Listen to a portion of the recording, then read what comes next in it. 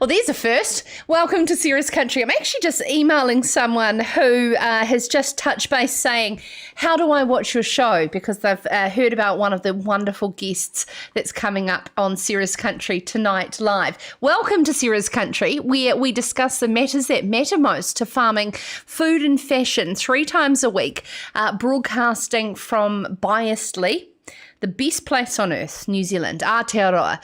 I'm your host, Sarah Perium, and proudly we bring you an array of guests with their news and opinion on everything from trade and markets through to science and innovation. To reach that overarching goal, we are all in this for, which is building the most environmentally friendly production system from a profitable foundation, because you can't have one without the other. Now, I'm an eternal optimist. We discussed that last night with Andrew Morrison. He is too. I believe that we can do this with open hearts and open minds. If we do this, we do need to have regular discussions on how pragmatism can match idealism. So for those who have recently joined the Sarah's Country bandwagon, either on the live stream Monday through Wednesday on Farmers Weekly's YouTube channel, or go to sarahscountry.com, where you can actually listen to the live audio feed. Of course, it's daylight savings, and I know a lot of you will be out and about still well past 7 o'clock, acknowledging we have a third leaders debate that this clashes with live. And if you are watching with us live, can you please just say g'day in the comments wherever you are? It's lovely to know who is watching with us and where you're watching from. Hey, but if you are one of the thousands of people that listen to us on podcast, Leaders Debates, old news to you. Kia ora, it's an absolute honour that you are with us and joining us in this kick-ass community that we're building collectively together. And this is one I believe is a resilient community. It's a group that I decided I would definitely go camping with, because it was my mum's dipstick of, if someone was a good bastard, would you go camping with them, she used to say. And talking about camping, as kids, and if you're probably a long-time listener of Sarah's Country, you would have heard the violin in the past of how I was so hard done by not having my summer excursions, or the batch that many had growing up because my parents were too busy on the farm, because we had to shift water around paddocks in central Otago, irrigating by that old method of border dikes. So every school holidays, you will continuously hear me harp on, probably from that hole that I have from my childhood, to make sure you take time off farm and spend quality time with your kids. Because you know what? They're going to grow up and they're going to be more interested in Instagram than you. And Instagram is 10 years old today. I was watching after last night's show some pretty crazy stuff around millennials and Instagram and the flow-on effect on mental health, the social anxiety, and how it really has become a part of our society that's got deep ramifications for so long. If you've seen Social Dilemma on Netflix, you'll know what I am talking about. And so what I really love about talking about these things is the fact that us rural communities and farming, we know this, where it's about disconnecting to reconnect. And I came up with that. Dan's going to laugh because I hear this as I'm getting ready for the show and having dinner. How about you try disconnecting and then reconnect again and see if that works? I was on Zoom calls with politicians for our election special next week, recording their interviews, and it was the same. We're still trying to work out how to disconnect to reconnect, but in terms of that ability of where we've become as a society, I think it's such a good analogy that we need to switch off that social media, put that phone out of the bedroom, spend that time with ourselves, absolutely, our loved ones, our family and our communities, and connect back with what is important. Of course, you are consuming this on social media, and I absolutely appreciate the reach that we do get through that. But of course, it's school holidays and spring school holidays of complete polar opposites. In the south, you can be skiing on powder snow right now from the recent dump. We used to get towed behind the four-wheeler. I don't know if work safe or like this, with a ski rope from the boat, but on a snowboard. A lot of fun that you can have out there, and so many sweltering at the beach with 36 degrees. I got told it was in Hawke's Bay in the shade yesterday. An absolute season of two halves in the last couple of days, and those winds and hot nor'westers fueling sadly some of these fires that we will get to later in the program. So what do we have coming up? After 7:20, AgriHQ senior analyst Mel Croad is going to join us, warning that these pricing prospects that are coming out around that $8.30 in the new season are certainly not something that you can bank on, and the uncertainty is real, and it's certainly the one thing to count on is it will be lower than last year. This is lamb prices. After 7:30, we were talking there about those hot nor'westers. Simon Williamson has had his fair share of media coverage in the last couple of days. For those who don't know him, with his previous High Country Federated Farmers hat on from Glenbrook Station in Mackenzie Basin, he's going to share the frustrations from feds about the recent Lake Ōhau fires. Is DOC to blame? And Eugenie Sage coming out today saying, oh, farmers are just wanting free grazing on DOC land. To close the show, managed aquifer recharge technology in central Hawke's Bay should be underway by next winter. Hawke's Bay Regional Council Water Security Program Director Tom Skerman is going to join us to share the details on how this pilot program is going, and will this be the answer to not having large water storage on top, however utilising our aquifers to have that protection going into more continuously drier seasons ahead. But first up on the show, top farmers will act on their strengths to help promote the value of poplars and willows on New Zealand farms. After this short break, New Zealand Poplar and Willow Research Trust's Stephanie Sloan will join us to talk more. This is Sarah's Country.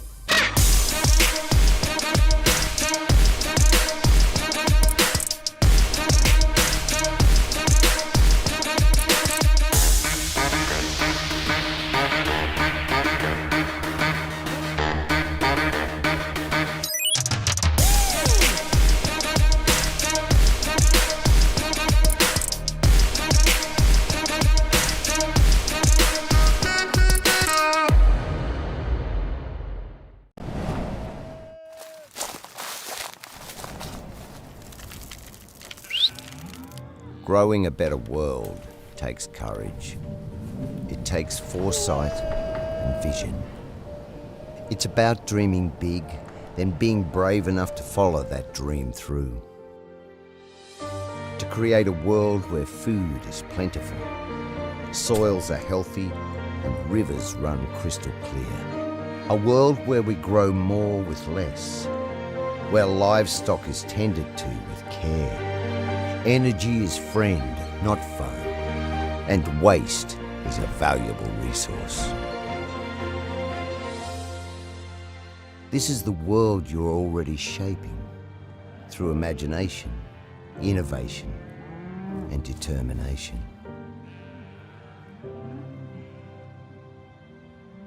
So as small steps become huge leaps, you move boldly forward.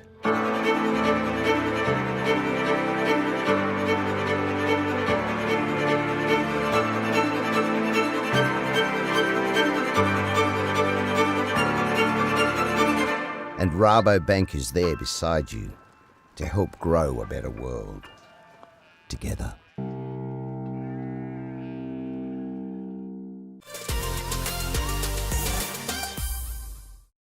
Thank you so much, Dan. And I'm just going down here to the comments. Fantastic to see that you're joining us live.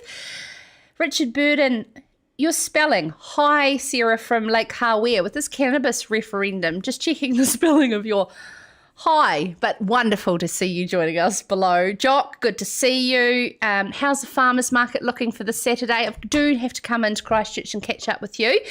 And Tim Smith says hi from the UK. Tim, wonderful to have you on the Northern Hemisphere watching us at your breakfast time. Michael, I'd like you to explain further your comment. A sage who is not a sage. Please explain. I'm very interested to know what you're referring to there. I'd love to hear some of those fantastic things that you have done with your children on those school holidays memories as well, wherever you're watching live around the world, as Tim's just pointed out. Now, a group of top farmers have joined forces with, I love this trust, the Poplar and Willow Research Trust, to help promote the value of poplars and willows on New Zealand farms. Poplars and willows have an important role in developing greater resilience in our farming systems. So the trust is using the knowledge and experience of some top farmers who know the true worth of poplars and willows on their land. You'll know former Federated Farmers President Bruce Willis is the trust chair, and their role is essentially about education. And joining us now is one of the trustees, Steph Sloan. Welcome to Sarah's Country, Steph. Thank you, Sarah. Now, with your hat on as trustee, you've been involved in the ag sector for some time with PGG Wrightson and now Property Brokers. What has been your involvement, and why are you so passionate about the trust's work? I guess it really all started back when I was at summer studentships while I was at university and doing a little bit of work with Plant and Food and one of our scientists there called Ian Aquifer, which was basically all around willows and poplars and how they actually contribute to the hill country setting. And basically it just stemmed from there. I ended up doing a dissertation on the impact that space planted poplars have on hill country, and basically ended up being a trustee, and here I am 5 years later. And so about the trust's work, it's that point of contact, isn't it, for farmers who want more advice on poplars and willows. For those watching who don't understand why poplars and willows are of significance to us on farm, could you give us a little bit of background about that? Yeah, definitely. So basically, Sarah, the trust was formed in 2012 and it was all about improving the quality and the suitability and use of poplars and willows in the hill country setting. And this was mainly through breeding and testing and then actually releasing those clones out onto farms to do trial sites to make sure that they're suitable and worthy to then go out to regional councils to transfer out to farmers. The trust is we're all about building information and mainly technology transfer. So actually transferring that science into everyday solutions for the farmers out there. And that's where our ambassadors across New Zealand have come into it. So what is the idea behind having these ambassadors? And you say that from the press release I have, they are top farmers. I mean, how through what they have done will they transfer their experience? Yeah, so these farmers are basically ambassadors that are able to talk to whether they're your neighbour, whether they're the farmer in your catchment or the farmer in your region, that their role is basically one for education. So they might be invited to speak at your local field day around choosing the right poplar or willow clone. They might be able to do one-on-one visits and actually help you look at how you might stabilise an area on your property. Or they might actually just be a phone call away to actually offer advice to farmers around what poplars and willows can do. So let's look at best practice on some of these top farms utilising poplars and willows. Where are some of those outstanding examples where it is effectively best practice? So we like to, and we've got a term there, it's called the Hill Country Heroes. So we kind of sit between the native plantings that you've got, and then you've got the pine plantations, and right smack bang in the middle is the erosion control trees, which are the willow and poplar. There's a lot of benefits to them, whether it might be for summer feed or it might be shade and shelter for stock, or actually it might just be their main role, which is all about stabilising that hill country soil so that you don't actually, everything you've been fertilising for the last however many years doesn't actually end up at the bottom of the hill. How is the trust getting on in terms of sourcing poplar poles and willow seedlings, and is there a shortage in that area? What work is going on to support those nurseries? So there are nurseries that are set up all around New Zealand, and a lot of that has to do with the regional councils themselves. So they might have a relationship with a nursery, or they might actually own a nursery themselves. So there's a constant flow of poles that are coming through, and you can get a range, whether you just get 1 metre, 2 metre or 3 metre poles, for example. There's a range that you can actually choose to purchase. With the $1 billion Trees project and the carbon topic that's coming out, we are envisioning that there probably might be a shortage as we go through, because simply we haven't got enough poles on the ground to create the future cuttings that are required at the moment. That's a very valid point that you raise here, Steph. How much, we had James Shaw on not that long ago saying, yes, riparian planting will be relooked at. Native trees will be brought into the offsetting under the ETS. The work that New Zealand Poplar and Willow Research Trust, do you have that confidence that sequestration will be one of those elements, and you've got that double whammy with erosion control and sequestration? Yeah, definitely. So like they've got, and you can go on the MPI website in regards to the ETS and look at carbon, and we've got the Poplar tables out, I think, to 38 years or 49 years. So it currently does come under that ETS. There's a couple of things that you do have to have. There's that minimum hectare that's required, and then there's that percentage of canopy closure. But whereabouts you decide to plant on that hillside and how far apart you actually space them means that you can actually qualify for the ETS. Now, Steph, just thank you so much. I've learned a lot there. Sideline, we're talking about school holidays. I do like to have a bit of fun with our guests here on Serious Country about sort of certain topics.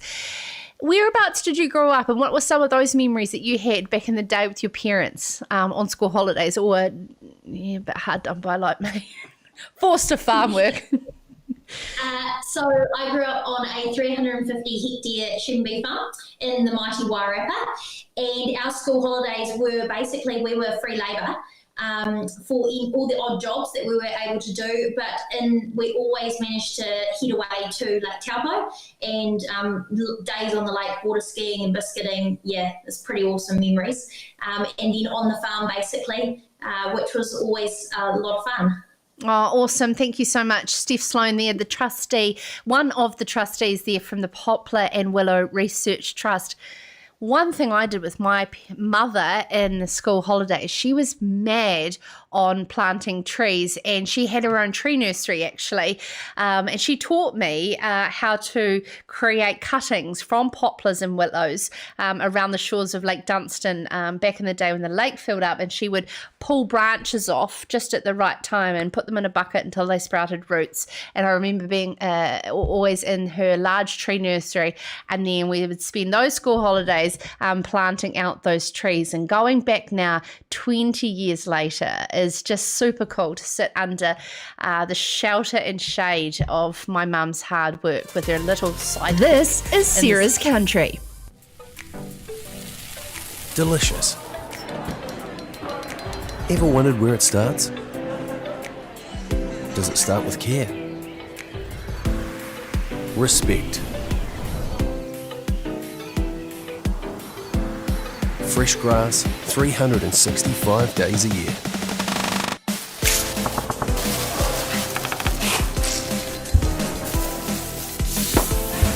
The truth is, delicious doesn't start in a single moment or with a single ingredient.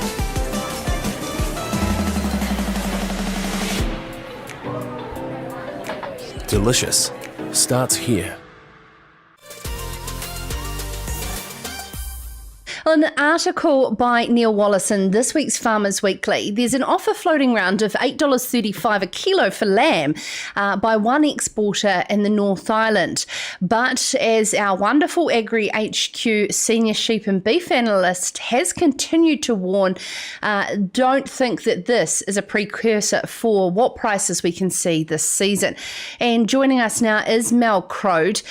Mel, Taylor Preston have come out with quite an impressive price, $8.35, and this is for lambs under 16 kilos carcass weight. You have been going on about this, though, for some time to continuously lower our expectations. Do you believe farmers are getting that sentiment? Hi, Sarah. Look, I think AgriHQ subscribers should be getting that sentiment because it's absolutely what we have been saying since May, really, since we came out of lockdown, that please don't expect the market to perform the way it has in the last couple of years purely because of the influence of COVID-19. So, and that's when we were asked for comment on the $8.35 last week, it was really just an opportunity to put that message out there that, potentially this is a short-term offer for a special order, but by no means should we expect that this is going to be the new pricing level as we enter the new season. It's just, and I guess, we wanted to get that message out there because that price was such a lift on where we've seen the current market over the last few months. And I guess it was just to enable farmers and readers just to be a little bit realistic in their expectations and not expect that this is going to be around the corner. Okay, heading into Christmas, where are you and AgriHQ starting to put those figures in terms of those November prices? Is it more a 7 or is it more a 6 in front of it? Look, when we did our September livestock outlook report, we were still sort of indicating that prices would be still above $7, but with the view that the markets were going to come back. And I think, that's really key. If we look at where we were last year, we had overseas markets just banging down the door looking for as much lamb as they possibly could get, and were prepared to pay record prices for it. And I think, if we stand back and look at how that market progressed last year, it was really rosy, and I think we possibly underestimated just how strong things were then. But we also didn't have COVID-19. So right now we're still dealing with a pandemic, and it's still there throughout the world. It's still impacting demand for our red meat and our lamb products. And so we just have to bring that all back to expectations at the farm gate. And look, I know, myself included, we always want the best money possible for our lamb, particularly new season lambs that you've worked so hard through winter to get up to those weights. But we just have to be mindful that the markets aren't as strong as what they were this time last year. We have done relatively well since our own level 4 lockdown back in April, May. We have seen prices at the farm gate sort of nudge higher, but we are just cautioning that the $9 a kilo that we saw last November is off the table. We're not getting those signals from our overseas markets that they're suddenly going to ramp up demand and pricing, and we're talking to exporters and meat companies and a lot of contacts every day and every week. So that's the picture we're forming at the moment, and that's the message that we're continuing to give to our subscribers, that yes, prices are going to be softer than last spring, but I think we've also done relatively well given the current market environment that we've sort of had to deal with over the last 6 months. Absolutely. At least our markets are still open and keen to trade with us. Driving it from China in particular, in terms of taking frozen over fresh retail chilled meat, why are they being so conservative, do you think? Look, there's a couple of things there. I guess too, everyone's always cautious at the moment that we may see reinfection rates of COVID-19 increase. So frozen does give markets the versatility instead of chilled, and chilled is always priced higher too. China has traditionally been a high volume frozen market. There are a few restrictions around getting that chilled product into China. It's something we would love to dearly see more chilled going into China, and I think we are working hard on that. But it's just consistent with what they have demanded in previous years. Unfortunately, we're not seeing the same volumes going there as in previous years. But, I mean, that's reflective of all markets. Everyone's just a bit cautious, and rightly so as well. You know, we've seen significant turmoil in the food service sector and the restaurant and cruise ship sector, which is, you know, it's a large part of a market that we heavily rely on, and it's traditionally been a really good market for lamb. So there's a lot of factors there that are just all coming and, you know, and not so much pressuring prices, but just keeping that lower level.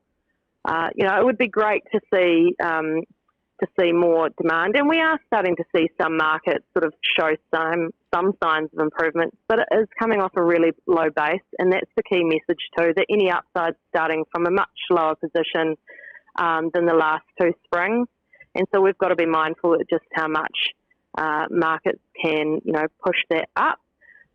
But we definitely do need to see an improvement above what we are seeing now, purely because we're at the start of the new season, and our supplies out of New Zealand are going to grow and continue to grow into the new year. So we've got to see some more interest in our products going forward.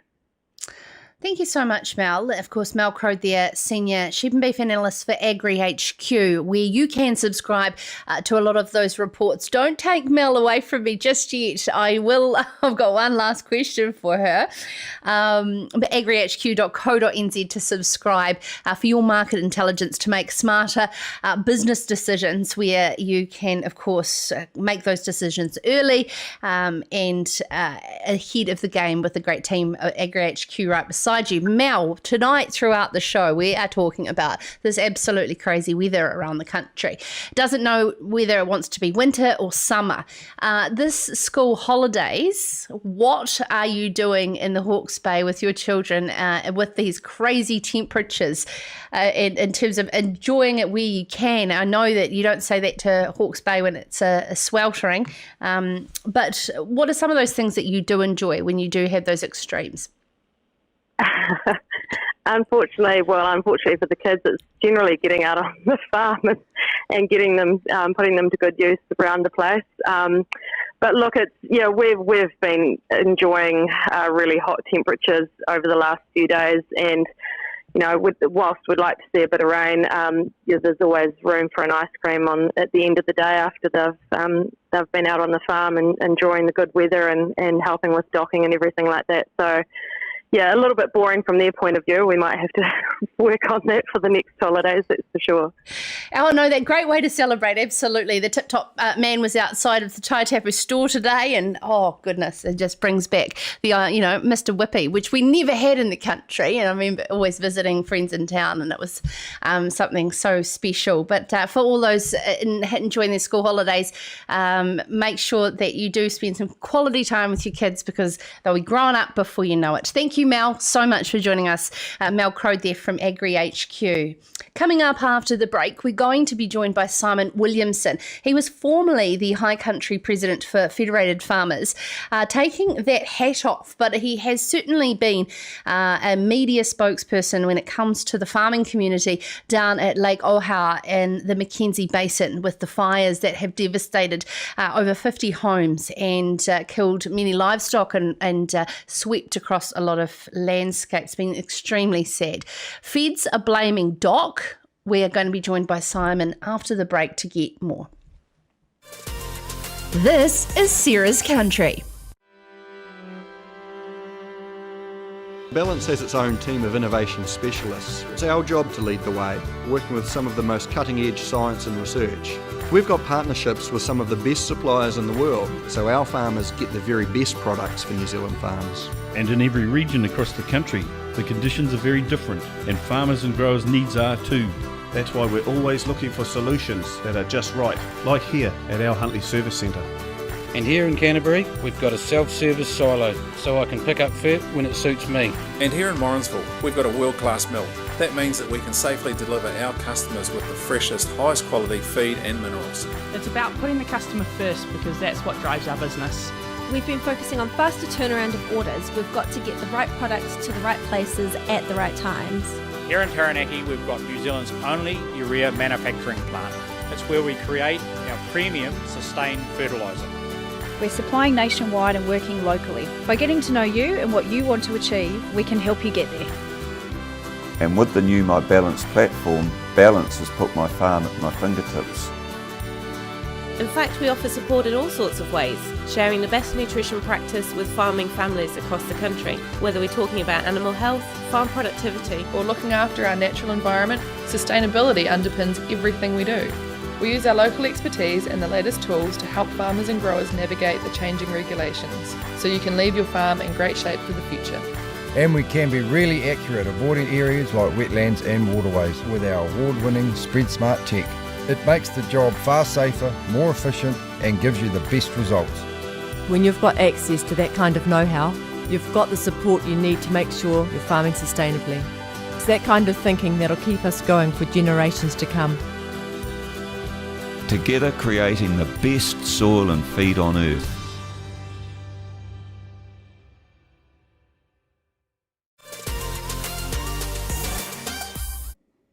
Kia ora and welcome back to Sarah's Country. If you've just joined us, thank you so much for taking the time out of your busy day on live, Sarah's Country Live, or of course on podcast wherever you are listening around the world. We've already heard that Tim's joining us from the UK.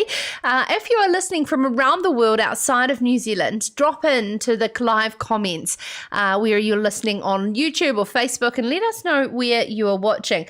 Steph certainly had some fans. Well done, Steph. And Rachel Dickey, hi Rachel, lovely to see you. She's saying hi. Prue and Pete Smith said Desert would be proud, Steph. And Paul said good on you, Steph. Steph Sloan there, if you just missed that. Great interview, New Zealand Poplar and Willow Trust, and the good work that they're doing there with erosion control. And as we spoke to Steph, the sequestration potential of those plantings as well. If you're new to Sarah's Country, you can listen to these individual interviews on podcast. You don't have to listen or watch back on the full shows. So head to Farmers Weekly's YouTube channel, sarahscountry.com, or wherever you listen to your podcasts, search in Sarah's Country and give us a subscribe. The huge news of the week here in New Zealand is the 3 fires in the Mackenzie Basin since August that have been ravaging 50 homes/structures and over 5,000 hectares of vegetation. Federated farmers are saying that the mismanagement of conservation land is behind this. This latest fire that began 3 a.m. I believe, Sunday morning, by Monday, it had burnt down 4,600 hectares, of which nearly 2,000 was conservation land. So that flow-on effect into private land and livestock loss as well as homes.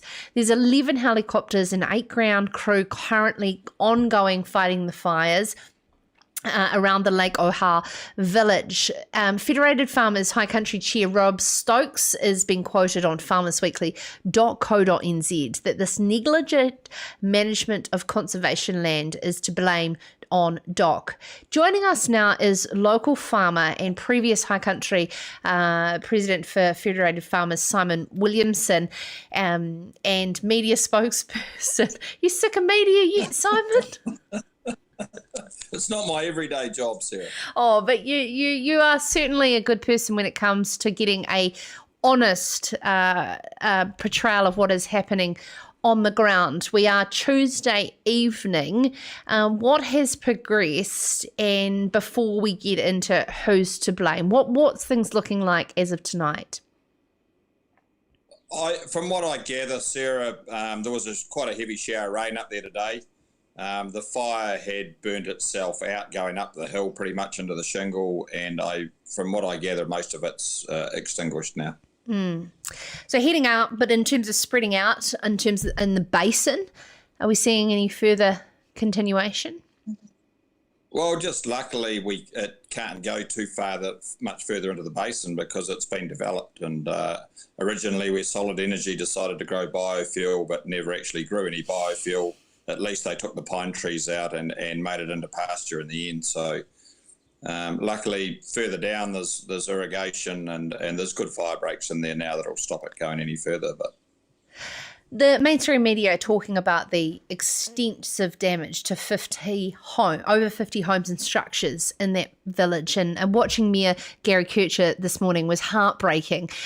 He's just as frustrated as Federated Farmers and pointing all fingers at Eugenie Sage around the source of this outbreak being this mismanagement of dockland. For those who are aware of the years and years of concern building up to this point, can you paint that picture for us?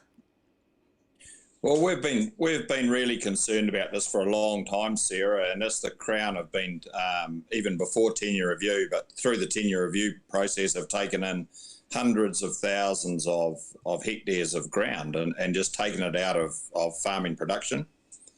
So all of that ground now, in the last 10 or 15 years, it was all grazed originally. It's all got introduced grasses in it. A lot of it's been oversown. So it's never going to go back to its natural state, especially in high rainfall areas. So it's just creating a huge fuel loading underneath it, waiting for this to happen, which was inevitable, and it'll keep happening. We just can't get through to them that they're going in a completely opposite direction to the rest of the world. This idealism that we are going to take New Zealand back to pre-human state from a nature perspective is too far gone, is what you're saying, and leading to some of these fuel loading situations around conservation land. How do you take these comments where Eugenie Sage has come out today saying that farmers are just wanting free feed? Well, I saw her yesterday and she said, we want free grazing. Yet I said to her that, I lease a piece of ground off the Department of Conservation and it cost me $6,000 a year to run 60 cows. And she said, oh, that's rather expensive, isn't it? So I don't think the Minister has much idea really of what happens on conservation estate.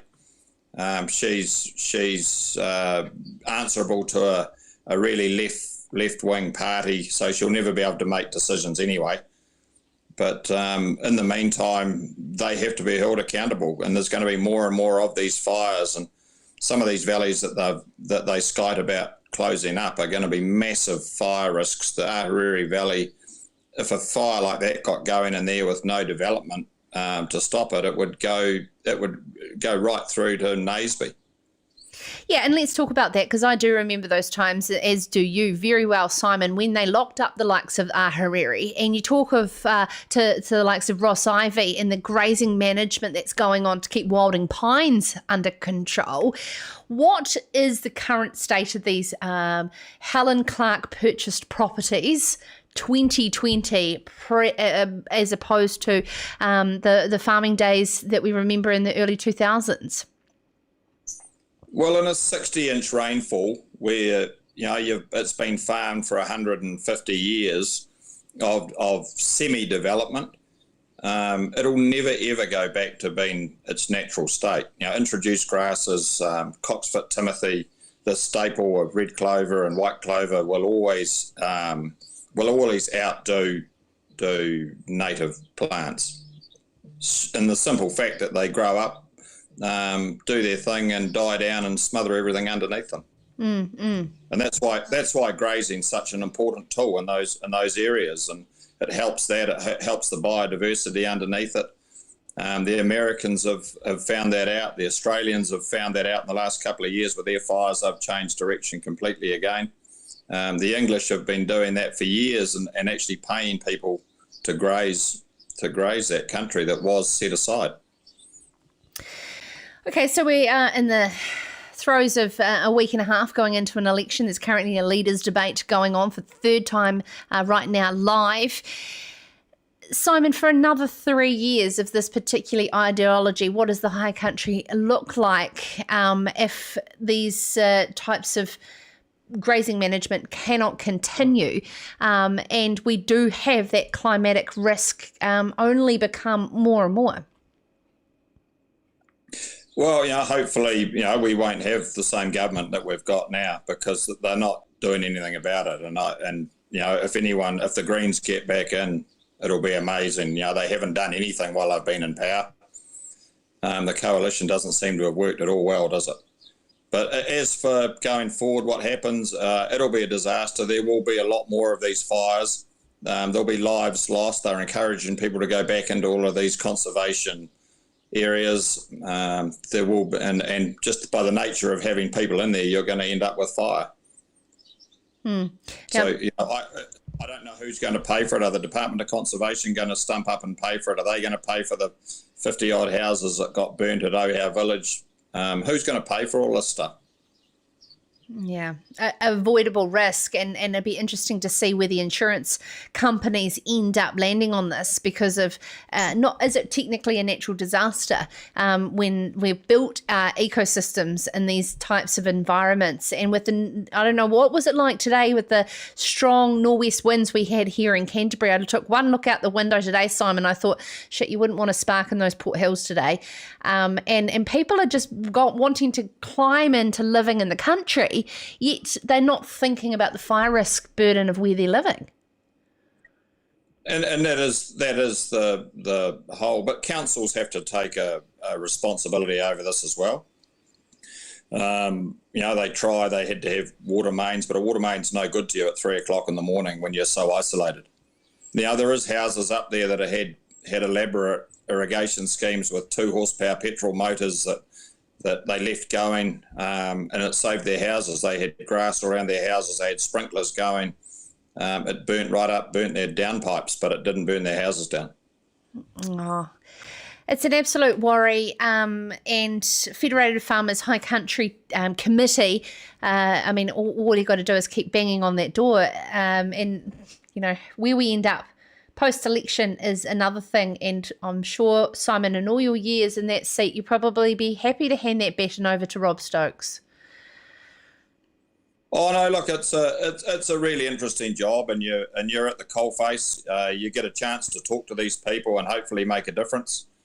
It's just frustrating when you've been doing it for years and years, and my predecessors, and nothing seems to be happening. They're not taking any notice. And what does it take for them to change their mind on this? And we're not talking about grazing all conservation land, but the majority of it that came out of, they call it stewardship land, that can be grazed for a number of reasons. And all you're doing is taking that fuel loading out of underneath it, you're sparsely grazing it, and it won't stop fire, but when fire does go through it, it doesn't damage everything underneath it, including the biodiversity. Oh, Simon, it constantly just makes me a heavy heart. Wonderful, optimistic, innovative ideas here on Sarah's Country, but the frustration at dealing with people who haven't worked the land, don't understand what it's like day in and day out is extremely. We're walking beside you here on Sarah's Country. Simon, you've got young children. What do you actually take that time, go out and spend time with them in the school holidays, and not just grubbing thistles and shifting water aces like my old man did? Yeah, no, there's a bit of that goes on too, but no, the kids love it. They're at that age now where they're mad on hunting and fishing, and they love getting out and amongst that country. And it's easy for them. They grow up with an understanding of what happens. But I just find it really frustrating when you're dealing with people that, I use the example of if you had toothache, you wouldn't go to a mechanic to get your tooth out, would you? And these people don't listen to the people that know about it. Very valid quote. I might reuse that if that's all right, Simon. Absolutely love it. Thank you so much. Always a pleasure to have you on Sarah's Country. Simon Williamson there from Glenbrook Station in the Mackenzie Basin, giving us a bit of an understanding of the realities of these Mackenzie fires around Lake Ōhau. Now, after the break, Tom Skerman, the Hawke's Bay, we're continuously talking about the practicalities of getting through these changing weather patterns. Tom Skerman, Hawke's Bay Regional Council. He is the Regional Water Security Program Director. Fantastic work on new technology around managed aquifer recharge, and this is forcing what we can't do for water storage on top of the land down under. Tom will be with us very shortly. This is Sarah's Country.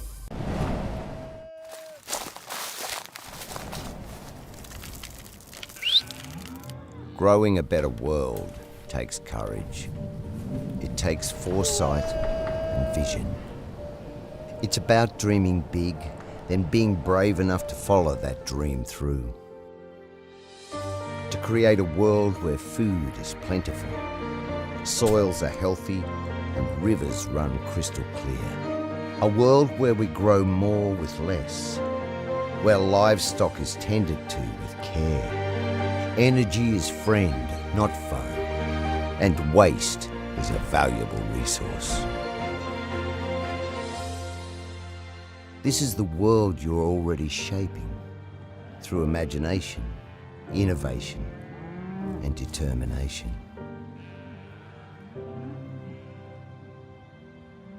So as small steps become huge leaps, you move boldly forward.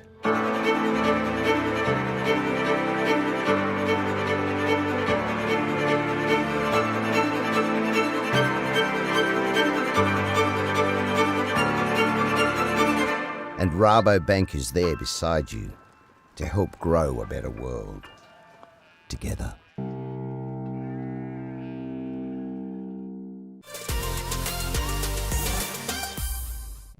In this week's Farmers Weekly, in an article by Colin Williscroft, a trial of managed aquifer recharge technology in central Hawke's Bay could be underway by next winter, while a Gisborne trial is due to finish at the end of this year. After being unable to find viable locations for above-ground water storage in the district, the Hawke's Bay Regional Council is now focusing its water security program on below ground. Council Regional Water Security Program Director Tom Skerman joins us now. Good evening, Tom. Now, for those who are unfamiliar with the words managed aquifer recharge, let's start there and what this whole pre-feasibility assessment is all about. So thanks, Sarah, and look, thanks for having me on the show, the opportunity to talk about the program. Managed aquifer recharge is really just taking a cue from nature in many respects, because when you really think about it, water naturally finds its way from the surface into the aquifers, and that's how they are replenished and resourced. So how I describe managed aquifer recharge is trying to do that purposefully as opposed to accidentally. So we're really hoping just to see through this pilot trial whether it's possible at every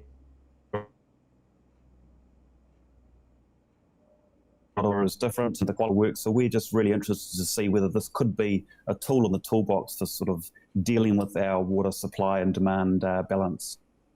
And Central Hawke's Bay, of course, is a community that is familiar with dry-prone areas. And bringing this in through council, what sort of learnings have you had from other regional councils in their managed aquifer recharge programs that you are modelling in the region, and how different is Hawke's Bay compared to many regions?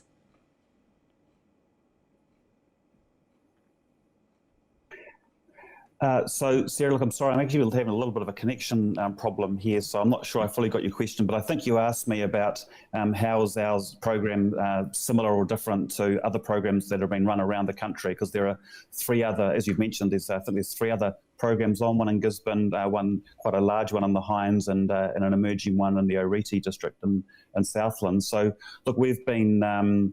there's a common thread that runs through those programs around the experts and consultants that have been used, and so we're using in this pilot some very experienced consultants who have worked across all those three projects. So there'll be similarities in terms of the experience that we're bringing. We've been in touch with our Gisborne colleagues. We're going to be having more engagement with the Hinds people shortly. But look, we really need to see what the properties of the aquifer are and what it throws up in terms of what we need to understand and potentially how we're going to manage this process in this particular aquifer system.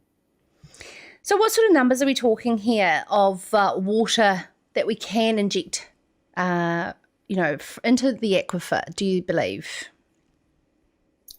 Well, so look, that's the $64,000 question, and that's why we have to run a pilot and have to run a trial, because we have to figure out whether it is possible, how much water we can get in, and what happens to that water. What is the effect? Does it just go into a shallow system and therefore mostly support base flows and shallow systems, or can we get it deeper into the aquifer and speed up aquifer recovery times and perhaps build a stronger bank of water that we can actually use for abstraction through the summer. How do you do this? You're injecting it flat out beginning mid-May. How do you actually force it further more than what nature does from rainfall? I'm really intrigued. Yeah, so look, it's a really good question, and I don't want to stray too far into the technical science of it, because it is you're not talking to a scientist, and so I don't want to ruin it for them, and I don't want to create the wrong expectations in the community of what can be done. Look, it can be done passively. It's done in some areas through wetlands, where wetlands are created and then water is naturally filtered, into the aquifers, stored water, or as in the case of the Gisborne trial, it is it's actively injected into the water, into the aquifer. So the water is abstracted from the river. It's stored. It's got to a quality that makes it safe to inject back into the aquifer, and then it's literally just pumped into the ground. So you're effectively saying, okay, if we're not going to have above ground water storage, which does have its potentially environmental effects from the build, let's use it and pump the underground diesel tank analogy and store it there. That's what we're looking down the barrel of. Yeah, or both. And so just a sort of a minor sort of point to make is that, we haven't completely walked away from above ground storage, but we have, the history of above ground storage in Central Hawke's Bay and the Ruataniwha Plains particularly is well known and well understood. And, it's an area that the Hawke's Bay Regional Council invested a lot of time and effort in trying to understand. This time round, that option's not available to us, through, again, through reasons that are well known. Tom, there's one thing to store water, whether it is above ground or below ground, but when it comes to recharge, take is another thing.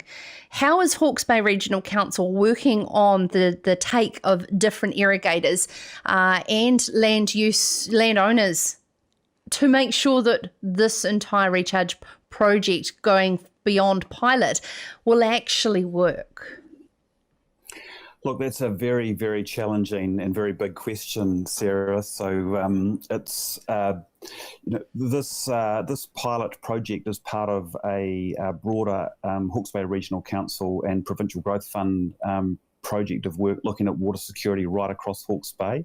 The very core of that program is a thing called the Regional Water Assessment, which we are looking very closely and deeply at the data around our supply of water and the demand for water, and how that's likely to change over time, because we're obviously facing some very strong climatic changes, and East Coast rivers have been shown to probably be the most likely to be affected, adversely affected in that scenario. So we're trying to really understand that picture so that we can understand what's the range of management solutions that we need to be progressing and looking at, and what's the priority around those. And so they sit on both the supply side in terms of, as you talked about, getting more water into the system, but also absolutely on the demand side, and not only for rural communities, but urban communities, and how we manage water. So we're trying to take an incredibly holistic approach to that very, very tricky question you've just asked me. And with the title of Regional Water Security Program Director, Tom, I think you would have a job for life for the Hawke's Bay Regional Council. But of course, an area that certainly will be a big part of our future with weather patterns changing dramatically.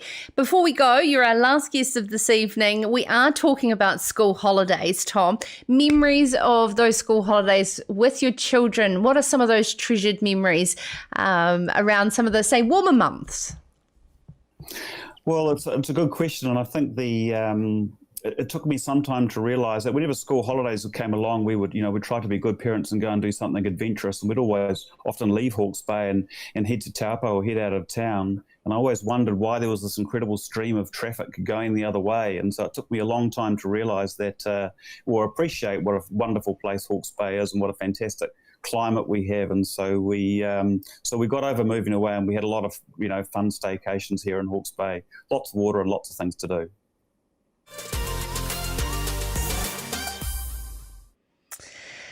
Now, I have some wonderful comments coming in on the live stream from you. That conversation we just had with Simon Williamson just earlier on the Ōhau fires and also Butchie's just come through as well with regards to Tom Skerman's. I'll read them all out to you.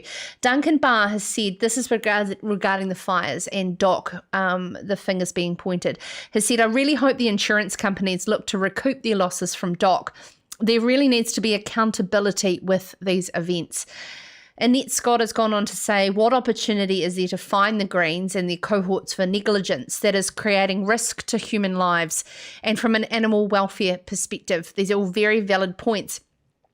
And as I was speaking to Simon off here just straight after that interview, the controlled burning that farmers have done for intergenerational has been a way of managing fire risk, as has grazing management to manage fire risk. Eugenie and Doc. Jock Innes, who is from that area growing up with intergenerational farming experience, I know is that before 10-year review, all that land was grazed successfully, keeping the land in order. Controlled burning was done too and acted as a fire break, Jock has pointed out.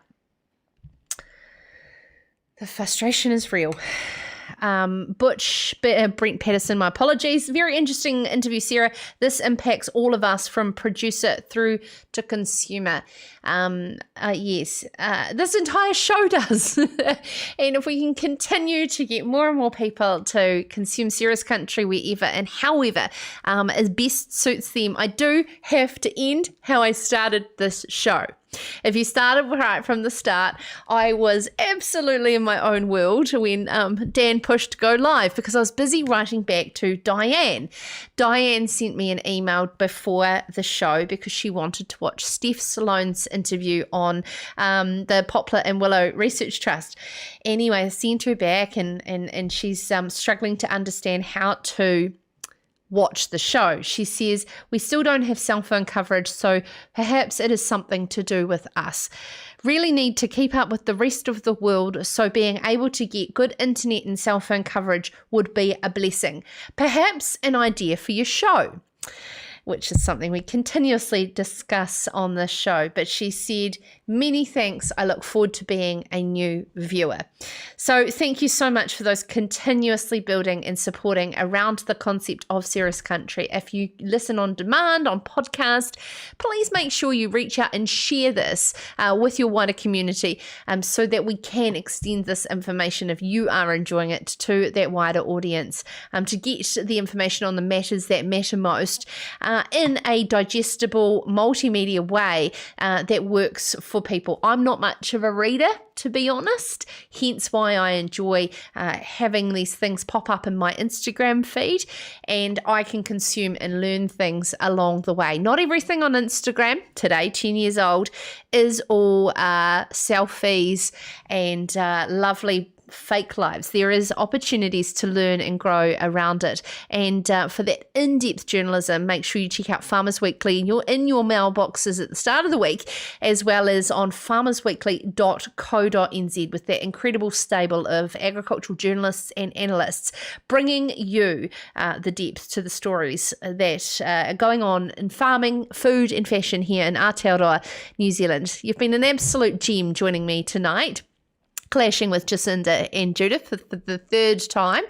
And wherever you are in the country, wherever the weather, we will weather together with you. Rain, hail, shine, and of course, dry. In the meantime, good night, go well, and we'll be back at 7 p.m. tomorrow night to do it all again. This is Sarah's Country.